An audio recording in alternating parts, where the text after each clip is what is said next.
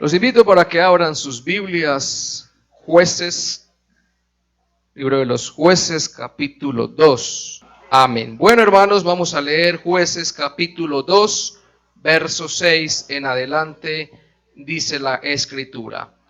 Porque ya Josué había despedido al pueblo, y los hijos de Israel se habían ido cada uno a su heredad para poseerla. Y el pueblo había servido a Jehová todo el tiempo de Josué, y todo el tiempo de los ancianos que sobrevivieron a Josué, los cuales habían visto todas las grandes obras de Jehová, que él había hecho por Israel. Pero murió Josué, hijo de Nun, siervo de Jehová, siendo de 110 años, y lo sepultaron en su heredad de Timnath-Serah, en el monte de Efraín, al norte del monte de Gaz. Todos y toda aquella generación también fue reunida a sus padres, y se levantó después de ellos otra generación que no conocía a Jehová, ni la obra que él había hecho por Israel. Amén. Una alabanza al Señor. Pueden tomar asiento. Bienvenidos, hermanos y amigos, a esta escuela dominical. Empezó julio. Ya pasamos la mitad del año. Y aquí vamos con la ayuda del Señor. Bueno, este mes está dedicado a las enseñanzas sobre los niños, sobre los hijos. Y me permito tener un tema en esta mañana titulado Padres en Dios que levantan a una nueva generación. Padres en Dios que levantan a una nueva generación. Bueno, Josué es el hombre que aparece en este texto, quien había sido el sucesor de Moisés. Amén. Eso lo podemos encontrar en Números, el capítulo 27 y el verso 2 en adelante, y en Josué el capítulo 1. Y Dios llama a Josué, y nosotros recordamos mucho de pronto esos textos de Josué, porque cuando alguien cumple años o una dedicatoria, siempre le dedicamos Josué 1:9, o les decimos esfuérzate y sé muy valiente, amén. Y hace como 3 referencias allí a Josué cuando Dios lo llama y le dice: Josué, lo único que te encargo es que te esfuerces y seas muy valiente. Pues por algo le dijo esas palabras a Josué. Llevar y guiar un pueblo como Israel no era fácil. El mismo Dios dijo que ese pueblo era contumaz y rebelde, ¿cierto? Era un pueblo que hoy se acordaba de Dios, pero mañana se olvidaba de Él. Hoy veía milagros, hoy cantaban a Jehová su Dios, y mañana se les había olvidado quién era su Dios. Hoy clamaban en medio de la dificultad, y mañana se les olvidaba quién les había ayudado en medio de las pruebas. Es posible que muchos de nosotros también nos haya acontecido esto. Josué fue el encargado de llevar el pueblo de Israel a la conquista de Canaán. Lo que más me llama la atención es que Josué era un hombre que siempre le inculcó al pueblo el respeto y el temor por las cosas de Dios. Como por ejemplo, que no cayera en la idolatría que había en ese tiempo, los dioses ajenos, entre otros, los dioses de los amorreos, que eran muchos. Pues ese fue su último discurso de despedida al pueblo antes de morir. Me permito leer Josué capítulo 24, abran sus Biblias allí, el verso 14.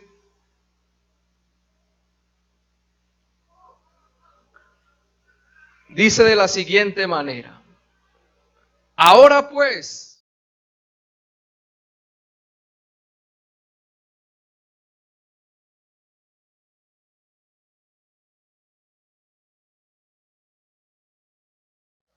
quitad en medio de vosotros ¿qué?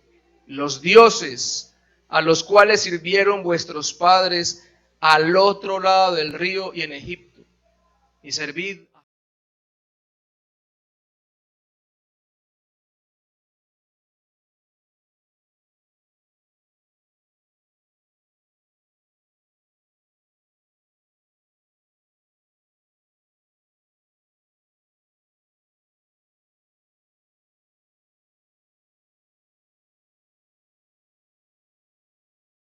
Las he escuchado, y no precisamente en el pueblo de Israel, sino entre nosotros.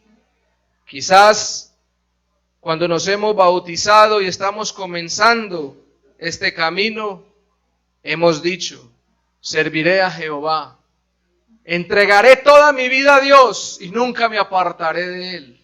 ¿Cierto que sí? Pero ¿qué ha pasado? Han venido las dificultades, han venido las pruebas y nos hemos apartado de su presencia. Pero en esta mañana tenemos que reconocer y recordar al pueblo de Dios que el único que lo suple todo es nuestro Dios. Que el único que nos puede ayudar es Dios. Que el único que nos puede sustentar se llama nuestro Salvador Jesucristo. Dentro de esas cosas había unos mandamientos, unos estatutos y unos decretos dados por Dios para su pueblo. ¿Para qué? Para que las familias se conservaran, para que los hijos y los padres estuvieran siempre guiados por la mano de Dios, para que en todo momento y en todo lugar no se les olvidara quién es el que los había sacado del medio de las dificultades. El gran mandamiento lo podemos encontrar en Deuteronomio capítulo 6. Allí hay unos mandamientos, unos estatutos y unos decretos dados por Dios a las familias para que pudieran estar concertadas y nunca desampararan la obra de Jehová. Estos pues, capítulo 6, verso 1. Estos pues son los mandamientos, estatutos y decretos que Jehová vuestro Dios mandó que os enseñase. ¿Para qué? Para que los pongáis por obra en la tierra a la cual pasáis vosotros para tomarla.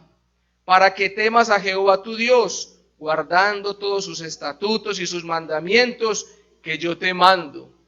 Tú, tu hijo y el hijo de tu hijo, o sea, ¿quiénes? Los nietos, todos los días de tu vida, para que tus días, ¿qué? Sean prolongados. Y le dice a Israel, oye pues, oh Israel, y cuida de ponerlos por obra, para que te vaya bien en la tierra, que fluye leche y miel, y os multipliquéis como te ha dicho Jehová, el Dios de tu Padre. Amén. Mientras hemos estado en la iglesia, mientras hemos estado en su palabra, mientras hemos permanecido fieles, Dios ha sido fiel con nosotros. Hemos tenido dificultades, han habido momentos difíciles en la vida de todos los creyentes, pero Dios siempre nos ha guiado y siempre nos ha guardado. Pero ¿sabe qué dice? El verso 4. Oye Israel, Jehová nuestro Dios, Jehová uno es. Verso 5. Y amarás a Jehová tu Dios, ¿cómo? De todo tu corazón y de toda tu alma, y qué más, y con todas tus fuerzas.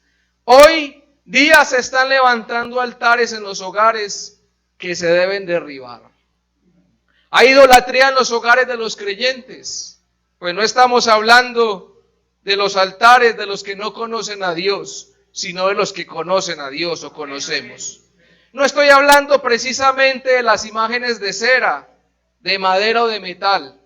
Quizás muchos decimos, ya hemos conocido a Dios y aquellos muñecos los hemos quitado quizás de nuestras vidas. Estoy hablando de aquella idolatría que son cosas en las cuales tenemos puesto el corazón, el alma y las fuerzas. Por eso muchos hogares no triunfan. Por eso muchos hogares están débiles en la comunión con Dios. Por eso muchos padres se preguntan, ¿qué voy a hacer con mi hijo? ¿Quién me va a ayudar a sostener mi familia? Porque a veces, como el agua, se nos sale de las manos. Quiero hablar aproximadamente de unos 2 o 3 ídolos que podemos tener en este tiempo. Ídolos que no adoran a Dios, ídolos que no son Dios, ídolos que en nada nos han ayudado. Tenemos como por ejemplo la música que no adora a Dios. Se escuchan en muchos hogares de hombres y mujeres que profesan ser hijos de Dios y no sabiendo que la música secular tiene una cantidad de mensajes que instan a nuestras familias a ser infieles, instan a nuestros hijos a ser mentirosos, instan a los mismos a robar y quizás hasta matar. Muchos podrán decir en esta mañana, hermano, tampoco para ser tan exagerados. Bueno, ¿acaso no hemos escuchado o visto noticias donde los hijos asesinan a sus propios padres?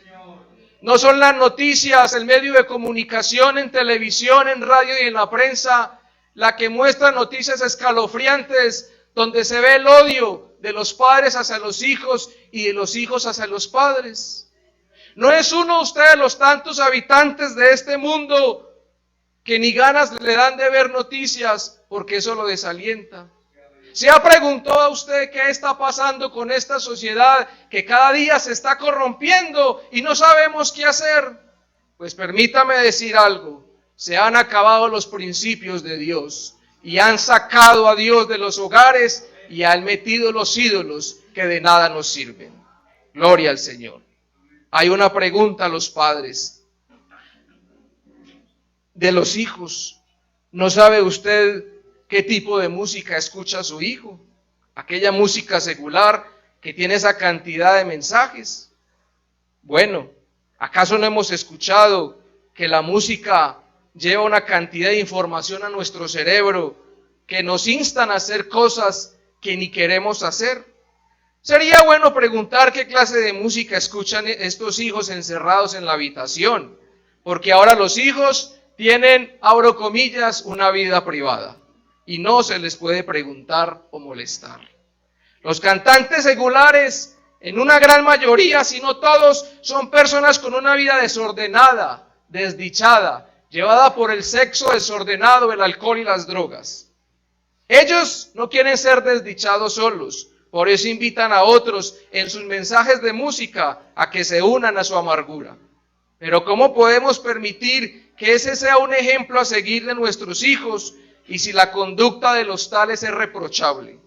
Es una de estas razones por las cuales su hijo responde mal o es iracundo, pues la música maneja mensajes subliminales que envía a la mente de las personas y éstas, aunque no quieran reaccionar de una manera no adecuada, lo hacen. La música tiene una cantidad de influencia en el comportamiento de la persona, en el actuar de la persona. Aunque ellos no quieran ser así, lo son.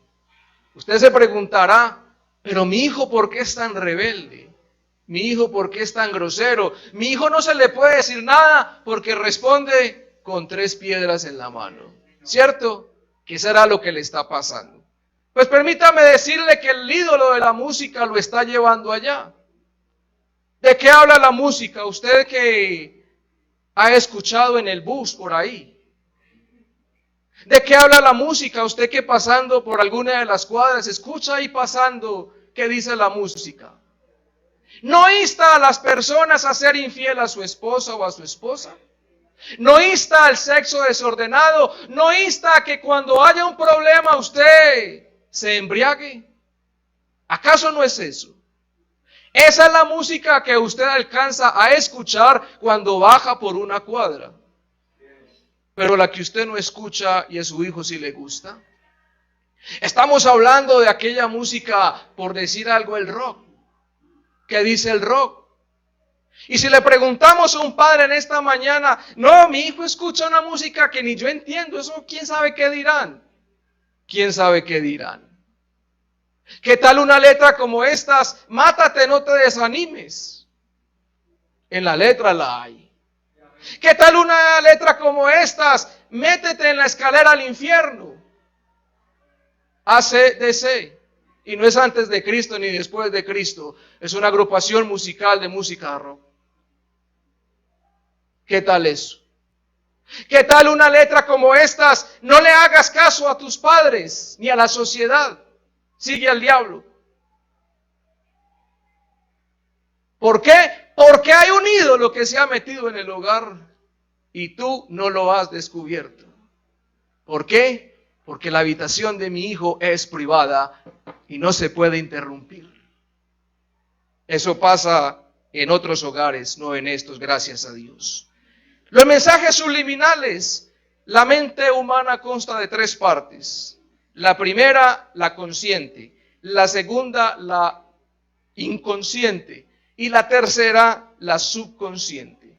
¿Cuál es la consciente? La parte activa de los sentidos. Ustedes me están escuchando a mí claro y perfecto y saben lo que yo estoy diciendo. Están en una mente consciente.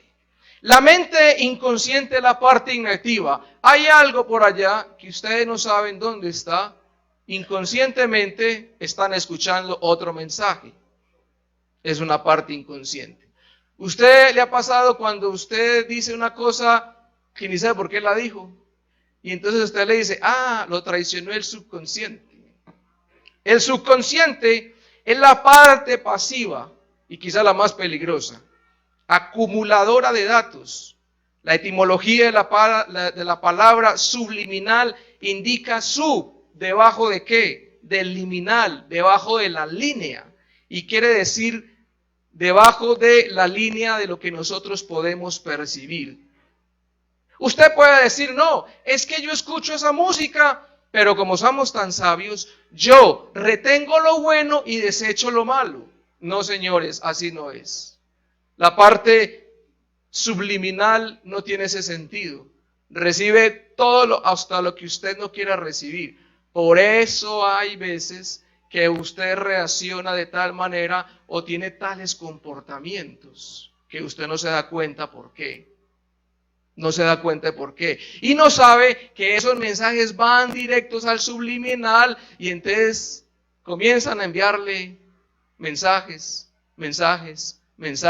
y lo tiene usted allá. Y usted comienza a soltar esos mensajes y no sabe por qué. Cuando nos habla de la línea, quiere decir de los sentidos o de la línea consciente. Entonces resumamos.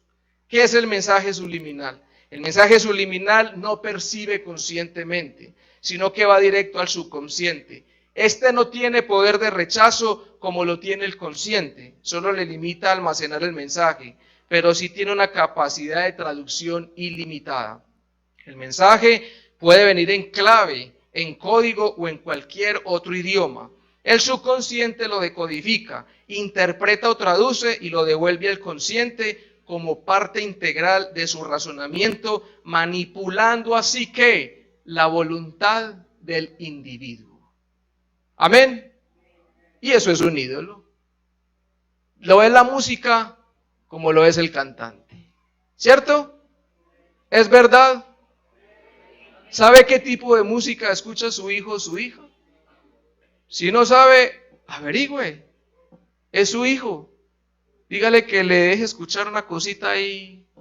Si escucha chispún o está despechado, ¿qué es lo que está escuchando? Dime qué música escuchas y te diré cómo se comportará. Le voy a decir algo. La mayoría de ustedes han servido a Dios. ¿Qué hace usted cuando le dicen que va a predicar, que va a dirigir, que va a cantar un coro, que va a cantar un himno, que va a hacer algo para el Señor, que va a estar en cafetería, que va a hacer un almuerzo? ¿Usted qué hace? ¿Qué hace? ¿Para qué hora? Dígame, ¿para qué hora? para que Dios lo use, ¿cierto? Entonces usted dice, Señor, ayúdeme en esta mañana, Señor, bendíceme. Señor, que estos almuerzos todos se los coman. ¿Cierto que sí? Señor, dame sazón. Señor, que no se me vaya la mano en la sal. ¿Cierto que sí? ¿Qué hace el que va a dirigir? Señor, dame gracia, aunque no tenga voz, pero dame gracia, Señor. ¿Cierto que sí? Usted ora para que Dios lo bendiga y para que esa palabra, lo que usted va a hacer, llegue al oyente. ¿Cierto que sí? Bueno, ahora vámonos para el otro lado. ¿Qué pretende un artista o un cantante para que los que oigan escuchen su música? ¿A quién va a ofrecer? Señor, estos corridos prohibidos, permíteme que aquellos hombres los puedan escuchar para que vendan más droga. No, ustedes saben a quiénes se dirigen ellos. ¿A quién le dedican su vida a ellos que no son de Dios para poder vender? ¿A quién se la van a dedicar? Entonces, ¿cómo pretendemos decir que la música no es una influencia que puede actuar en nuestras vidas para no agradar a Dios? Ya hay hermanos allá que están pensando, no hermano, pero es que lo que yo escucho es cosas de amor. Y el amor todo lo puede. El amor es verdadero, hermano. ¿Cierto que sí? Alguien está pensando. Ah, no, sacaron otra. No, hermano, es que esa música es secular. No, mentiras. Esa música es neutral. Si usted viera son mensajes tan lindos. No. Pues déjeme decirle que le voy a tumbar su concepto. Porque la Biblia dice que Dios es excelso. Y que no adorarás a otra persona. Que no adorarás otra imagen. Que no adorarás otro ser viviente que no sea Dios. Amén. Entonces, ¿es malo o no es malo? Allá se lo dejo a usted. Segundo ídolo, la televisión. Programas o películas que están enviando un mensaje directo a los televidentes donde les incitan a hacer prácticas que van en contra de la ética y la moral. No estoy diciendo que ese es el cajón del diablo, que no vean televisión, no estoy diciendo eso. Lo que estoy diciendo es coja qué es lo que usted va a ver, cómo lo va a ver, dónde lo va a ver. Si usted es capaz de sentarse a ver un programa, escuche esto, invitar a Dios a que se siente con usted a ver ese programa, no tiene problema.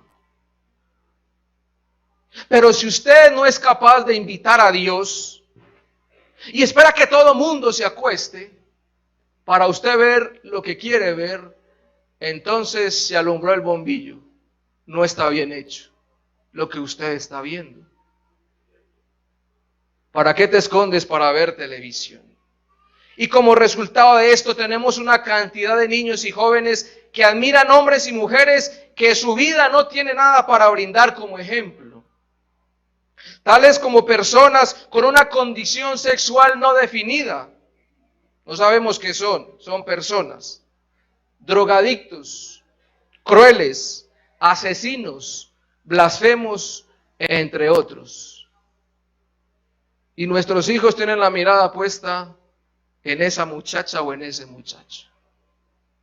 Entonces usted ve ya al muchacho que se peinaba así, pero ahora se peina así. Y que la muchacha ya sacó una cosa rara, ¿y usted por qué se estaba peinando así? No, es que no nada. Y va usted a mirar, allá está el protagonista o la actriz y se va pareciendo como a la hija. Y ese va siendo como su modelo. ¿Cierto? Cuando nuestro verdadero modelo, ¿quién es? Jesucristo. Por sus enseñanzas, por su valor, por su ética, por su gran moral. Quizás en muchos hogares, en la pieza detrás de la puerta de su hijo hay un afiche. Y no precisamente el corazón de Jesús. Hay un afiche allí donde está su cantante su actriz, su actor de Hollywood preferido. Y van a averiguarle la vida de ese hombre y es un total desastre. Pero ahí está el altar. Y dejemos el altar ahí. ¿Y dónde está la Biblia? Biblia. ¿Con qué se escribe Biblia? Amados hermanos, ¿de quién es hijo o admirador o fan su hijo? ¿De qué tipo de personas tiene la mirada puesta a su hijo? Amados hermanos, ¿usted le estorba a su hijo para que no vea lo malo?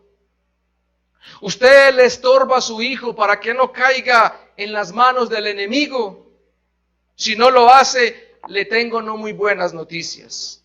Es probable que su hijo un día no vendrá más a la iglesia o espiritualmente muera o esté muerto.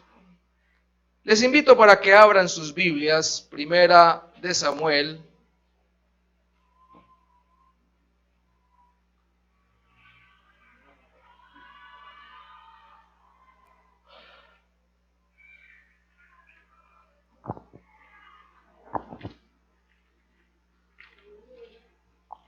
Bueno, en mi Biblia se perdió. Póngame por favor el capítulo 2, yo me guío de aquí. Ya lo encontré. Primera de Samuel, capítulo 2, yo le voy a mostrar dos amiguitos. No, le voy a mostrar tres.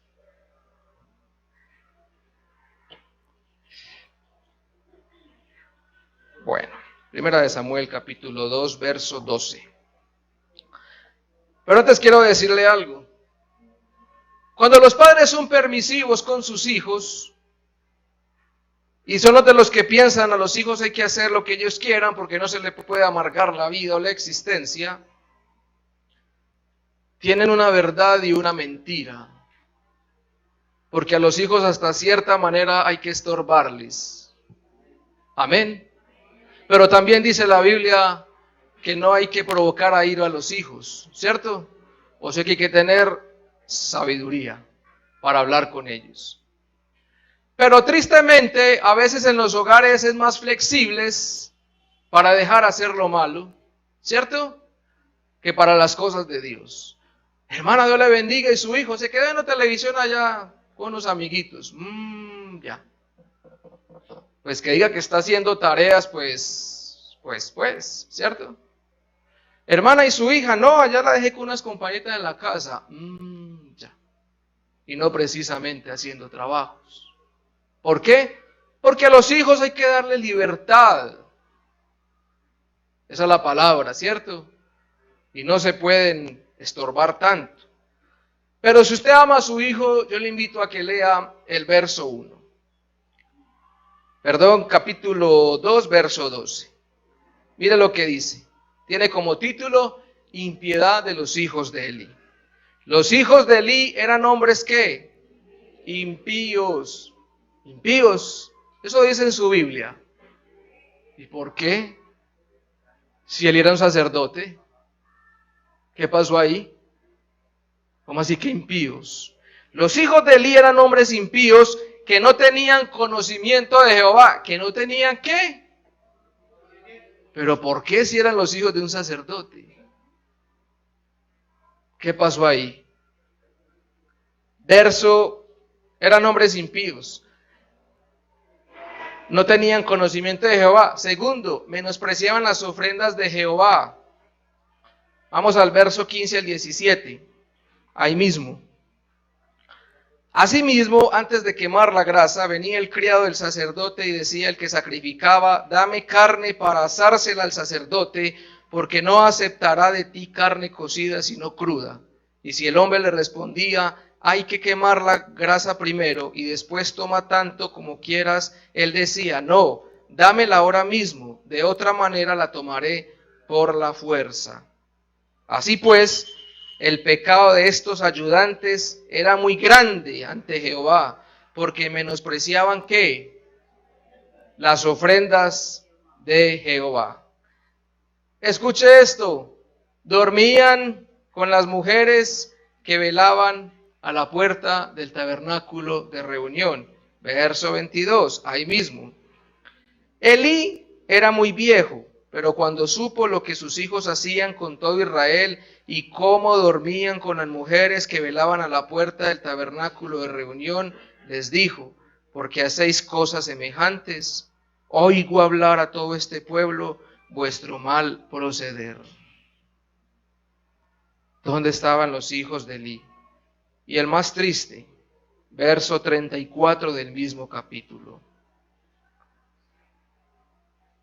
Después de un regaño que le metió Jehová a Elí, Ofni y Finees, mire la terrible desenlace que tuvieron.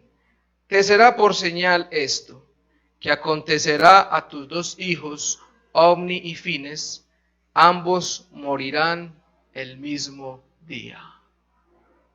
¿Cómo les parece? Triste, ¿no? ¿Cierto?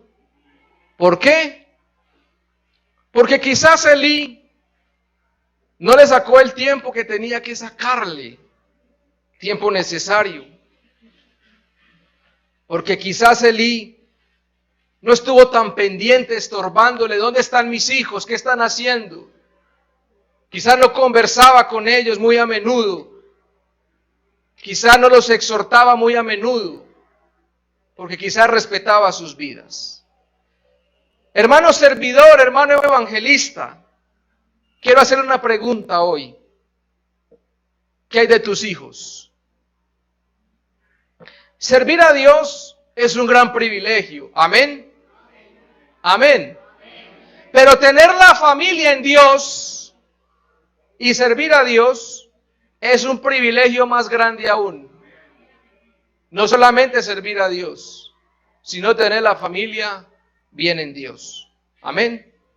Pues el mismo Josué en el capítulo 24 y el verso 15 lo dijo: si mal os parece servir a Jehová, escogeos hoy a quien sirváis. Si a los dioses a quienes sirvieron vuestros padres cuando estuvieron al otro lado del río, o a los dioses de los amorreos en cuya tierra habitáis, pero yo y mi casa serviremos a Jehová. Hasta donde más le dé, hermano, luche por el cuidado de sus hijos. Hasta donde más le dé, exhorte a sus hijos. Pregunta: ¿a cuántos de ustedes se ganaron un evangélico canzón en la casa? Solamente yo. ¿A cuántos les insistieron para que viniera un culto? Levanten la mano. ¿Cierto? ¿Cierto que sí? Lo digo canzón en el buen sentido de la palabra. ¿Y cuándo va a venir? Doña Romelia, ¿si no va a acompañar? Don Juan, viene por usted al culto a las 3:30. Llamadita va, llamadita viene, tratadito. ¿Cierto que sí? ¿Y usted qué hace aquí sentado? Primero, Dios lo salvó. Y segundo, un hermanito de esos hizo que usted estuviera aquí porque Dios lo usó. Entonces vamos al hogar. ¿Qué tal si usted es el evangelista de su hijo? ¿Cierto que sí? Pero con la Biblia, no con la correa. ¿Qué tal si usted es el evangelista de su hijo? ¿Qué tal si usted le dice cada día a su hijo: mi hijo, eso está mal hecho delante de los ojos de Dios? Hijo, ese no es el camino que debes tomar. Hijo, tu salvación está en peligro. Pero no. Pareciera que los hijos como que no dolieran. Perdónenme la expresión. Si usted le va a servir a Dios, trate primero de revisar que su familia esté bien. Y no solamente en Dios. Muchos se preocupan más por las cosas de la iglesia que por la misma familia, no me malinterpreten. Entonces encontramos después hijos resentidos. Esposas y esposos resentidos porque nunca le dedicaron el cristiano tiempo a su familia. Y mantenían, como dicen muchos, metidos allá en la iglesia todo el tiempo. Desayuno no hay, almuerzo no hay, ropa limpia no hay. ¿Por qué? Porque le estoy sirviendo a Dios. Eso no es así, hermanos. ¿Qué amor le va a coger un hijo a un evangelio donde no se preocupa el cristiano por el bienestar de su familia? Donde los hijos son los directores del hogar. Donde los hijos o el esposo inconverso o la esposa inconversa hace el lugar del otro porque el cristiano está ausente, sirviéndole a Dios. Y no le voy a decir que se retiren del servicio a Dios, porque Dios es primero, pero la familia la dio Dios para conservarla, para cuidarla. Amén. Amén. ¿O acaso la Biblia no dice que el soltero debe ocuparse de qué? De las cosas de Dios. ¿Cierto que sí? Y el casado de su marido, ¿cierto? Así dice la Biblia, ¿cierto que sí? Así dice la Biblia. ¿Por qué? Porque, pero aquí es raro. Los casados estamos más en el servicio a Dios, ¿cierto que sí? Y el soltero está más en la casa. Pues pienso yo, cuando el soltero debería estar aquí, los ayunos, los cultos, el servicio, en las campañas. Pero yo le digo algo, si usted es una mujer o un hombre de Dios, organice su tiempo con sus hijos. Sáquele tiempo a sus hijos para recrearse con ellos. Si usted tiene su esposo o esposa inconversa, trate de entender que ese hombre o esa mujer necesita de la atención suya. Porque eso habla bien del evangelio. Pero ¿qué tal que se encuentre con la vecina? No, como que me casé con el Espíritu Santo porque no hay nada. Allá mantiene metido. Comida no hace. La ropa, no hay nada. ¿Y eso es testimonio? No. Pero ¿qué tal si le dice a la vecina, no? Mi esposa es de la iglesia, pero nunca me ha fallado en nada. La casa está limpia. La comida está lista, la ropa está limpia. Ella está todo, no sé cómo hará, pero ella está allá, pero tampoco deja el hogar. Y eso lo van viendo los hijos cuando se van levantando. Entonces los hijos le van como dando ganas de esto, ¿cierto que sí? ¿Cierto que sí? Bueno, yo sé que esto no es de muchos amenes, pero es la palabra de Dios. Hay un texto que me agrada sobre el cuidado de esto, de la familia. Y está en Cantares. Me pusieron a cuidar las viñas. Amén. Mas mi viña, que era mía, no guardé. Me pusieron a cuidar la Refam. Qué tremendo evangelista. No estoy hablando de aquí, otras denominaciones. Me pusieron a cuidar la Refam. Es un tremendo evangelista, 2, 3 de la tarde tocando puertas, aleluya. Predicando la palabra, gloria al Señor. Hoy el lunes festivo. Esposa mía, yo te amo mucho, pero las almas se están perdiendo. El otro lunes festivo, hijos, yo los amo mucho en el amor del Señor. Tenga estos 2,000 pesos porque me voy a evangelizar. Las almas se están perdiendo. Te pusieron a cuidar las viñas y la viña que es tuya no la cuidaste. Está con rastrojo, está sucia, está vacía. Entonces eso no obra con lo otro. Eso no es testimonio. Hay que cuidar la viña que Dios nos dio, tu familia. Esos hijos que Dios te dio. Herencia de Jehová son los hijos habidos en la juventud. La herencia hay que cuidarla. Creo y tengo entendido que la herencia no se vende. y vaya usted compra una herencia, qué duro, y le piden para no vender. Si esa casa vale 1 millón, le dicen vale 200 millones para no vender, porque la gente se apega a las herencias. Entonces, si su hijo es una herencia, ¿usted por qué no la cuida? Herencia de Jehová son los hijos. Hermanos, muchos nos quejamos o se quejan porque los hijos no están en la iglesia. ¿Sabe por qué? Creería yo, porque necesitan un evangelista en casa que les hable del amor de Dios, que les hable de la comprensión, pero más que hablar, que haya un ejemplo en casa, que muestre que el evangelio es un gozo, que el evangelio es lo máximo, pero que no podemos dejar de abrazar nuestra familia. Hoy día, misionero, podríamos decir lo que dice en Romanos el capítulo 10 y el verso 14. Pero ¿cómo pues invocarán a aquel en el cual no han creído? ¿Y cómo creerán en aquel de quien no han oído? Y tercera y última pregunta, ¿y cómo oirán sin haber quien les predique? Usted es un evangelista en casa.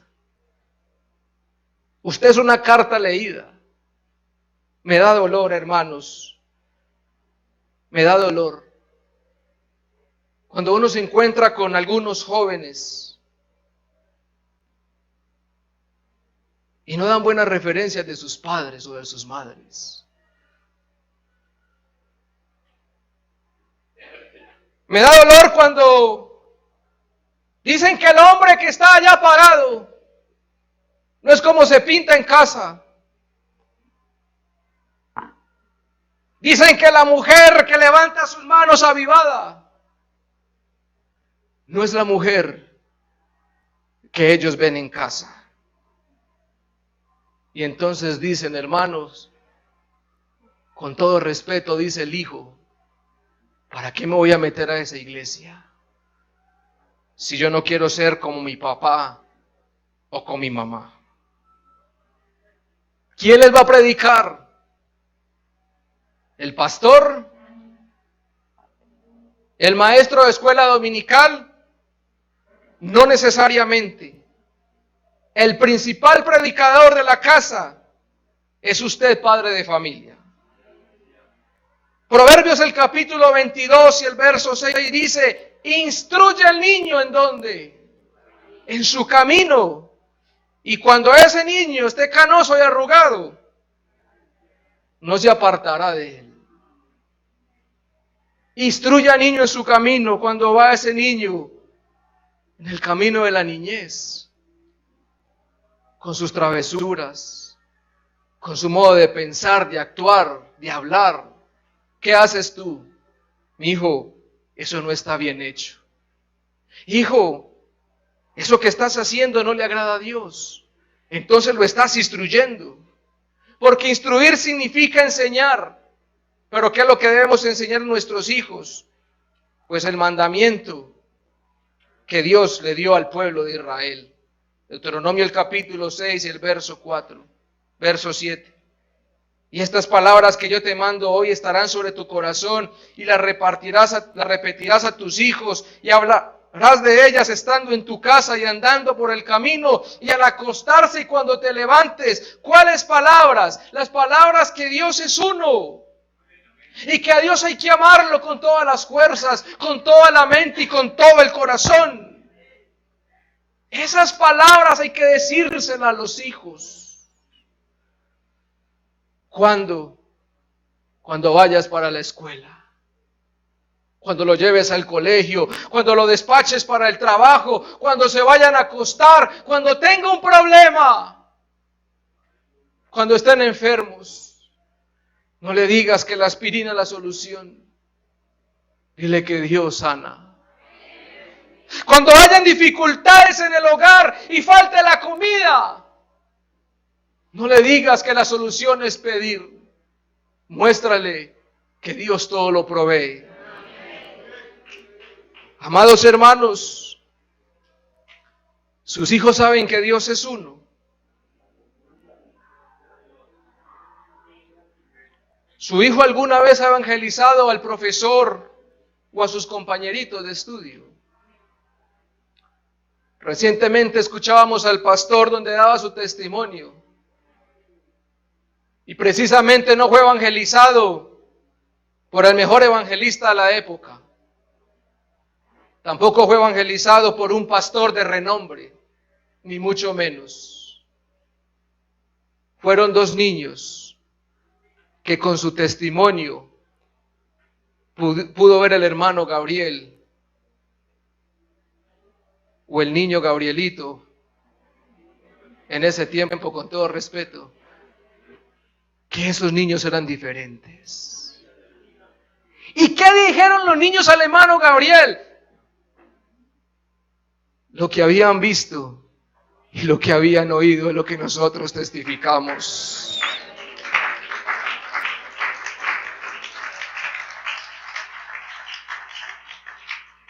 Amados hermanos,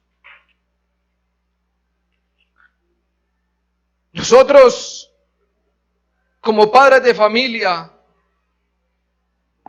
debemos enseñar a nuestros hijos que si nosotros somos cristianos, que si nosotros somos evangélicos, ellos tienen que saber por qué cargamos la Biblia. Ellos tienen que saber por qué venimos tanto a este lugar a cantar. Porque Dios se lo mostró a Israel.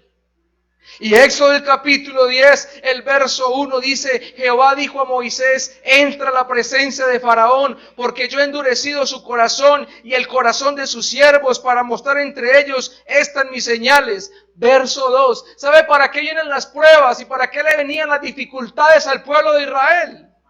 Para que cuenten a tus hijos y a tus nietos las cosas que yo hice en Egipto y mis señales que hice entre ellos, para que sepáis que yo soy Jehová.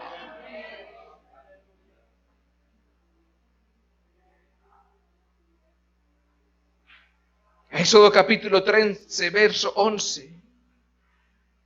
Cuando Jehová te haya llevado a la tierra del cananeo, como lo ha jurado a ti y a tus padres, y cuando te la haya dado, dedicarás a Jehová todo aquel que abre la matriz. Asimismo, todo primer nacido de tus animales, si es macho, será de Jehová. Pero todo primogénito de asno lo redimirás con un cordero, y si no lo redimes, quebrarás su cuello. También redimirás el primogénito de tus hijos. Y cuando el día de mañana te pregunte tu hijo, ¿qué es esto?, le dirás: Jehová nos sacó con mano fuerte de Egipto, de casa de servidumbre. Y cuando él se endureció, cuando el faraón se endureció para dejarnos ir, Jehová hizo morir en la tierra de Egipto a todo primogénito, desde el primogénito humano hasta el primogénito de la bestia. Por esta causa yo sacrifico para Jehová todo primogénito macho, y redimo el primogénito de mis hijos. Te será pues como una señal en la mano y como un memorial delante de tus ojos, por cuanto Jehová nos sacó de Egipto con mano fuerte. Había una historia que contar a sus hijos y a sus nietos. Ellos le contaban a sus hijos: hijos, una ocasión fuimos esclavos del faraón y teníamos a servidumbre, éramos esclavos, nos trataban mal, pero invocábamos a Jehová y Él nos daba fuerza. ¿Sabe qué, hijo? Una vez, cuando andábamos por el desierto, tuvimos tanta hambre y no había nada para comer, ni siquiera árboles frutales, y clamamos a Jehová y Él nos dio codornices y maná del cielo. Sí, papi. Sí, hijo. Papi, ¿y ustedes no tenían sed? Claro, hijo. Cuando íbamos por el desierto, Nuestra boca se estaba pegando al paladar. Y lo único que pudimos clamar fue: Jehová, tenemos sed. Y de una peña salió agua. Bendito sea el nombre de Jehová.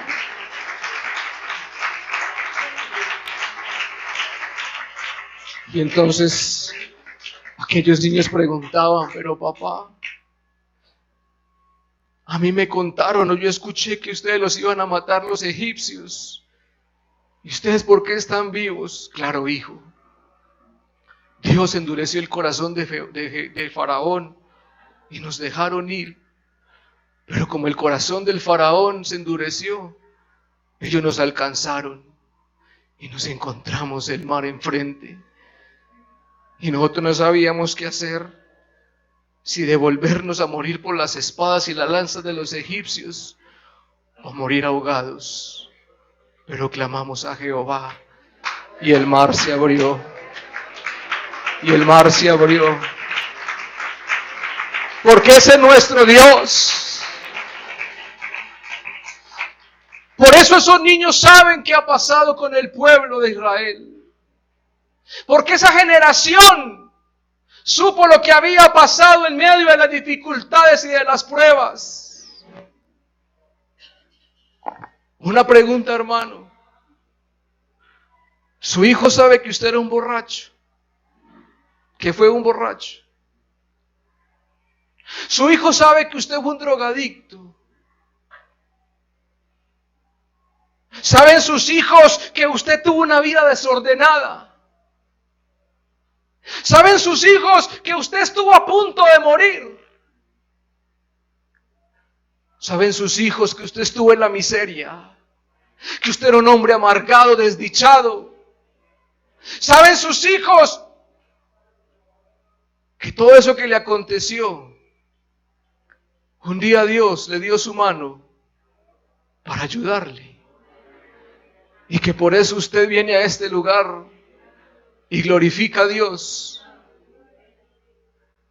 ¿Sabe la generación venidera que nosotros predicamos a Cristo? Porque Cristo nos ha salvado. ¿Sabe la generación venidera que han habido muchos enfermos y quizás de muerte, pero que alguien ha invocado el nombre de Jesús y ha sido sano? ¿Sabe que usted, aunque fue un drogadicto, aunque fue una hechicera, aunque fue un sicario, Dios lo salvó y lo tiene aquí para glorificar su nombre? Ellos tienen que saber que Dios es nuestro Dios.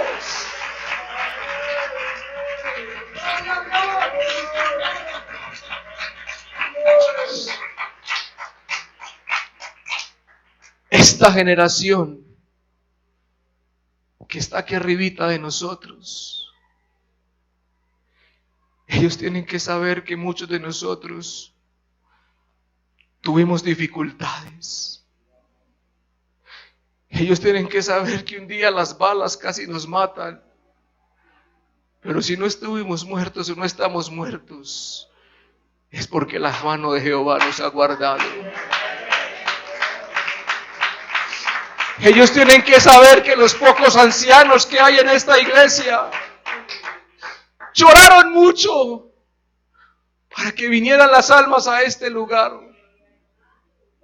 Y que cuando se sentaban en esas banquitas y en ese polvo a clamar por muchos de nosotros, comenzaron a llegar y que trabajaron mucho y que tuvieron pruebas y fueron perseguidos y recibieron tomates y recibieron piedras y le sacaron machete. Ellos tienen que saber que todo eso aconteció, pero que Dios nunca nos ha dejado solos.